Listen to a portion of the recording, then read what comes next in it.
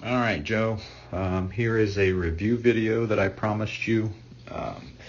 Side by side, on the left is just one of your golf swings from our last session.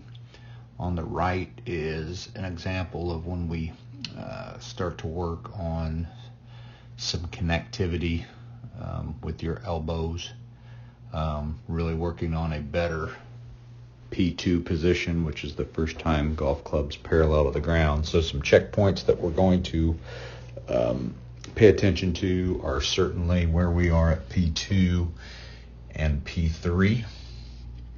Let's just start rolling. We're also going to pay attention to some head movement. I told you last time that we were together that I still wanted to prioritize you making sure that you're getting taller, more extension in your backswing, because I saw you losing some of that from the time before. So let's just get this rolling. Let's pay attention on the left first.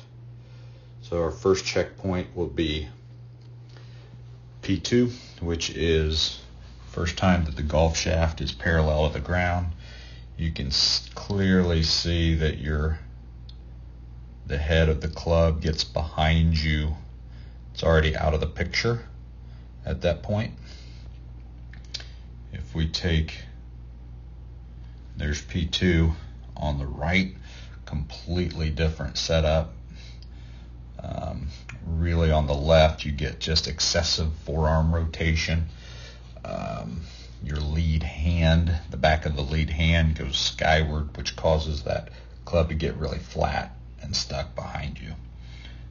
So over on the right, much better position.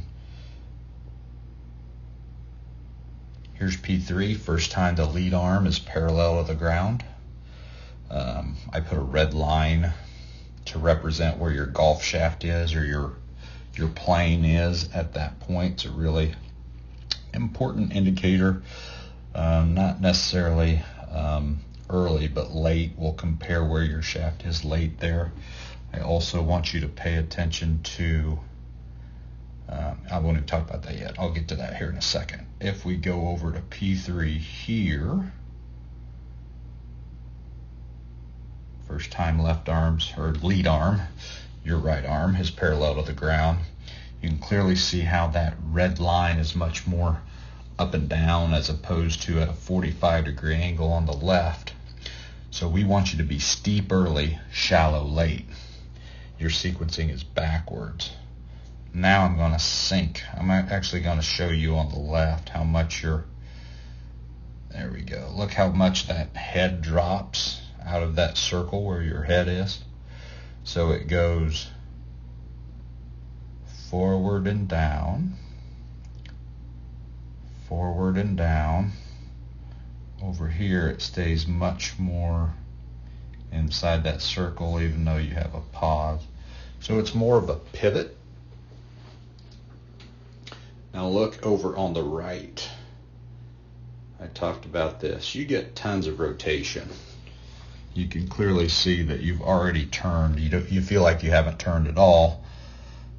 Over on the left, you get excessive rotation. So we can't, these videos, we're not even going to worry about sequencing back to the golf ball. But I just wanted to give you that side-by-side look of what these and how these compare.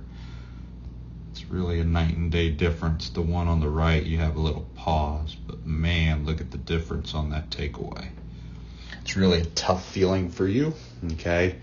We've got to get, that's where we do the 5 minutes of the day at home with an 8-iron.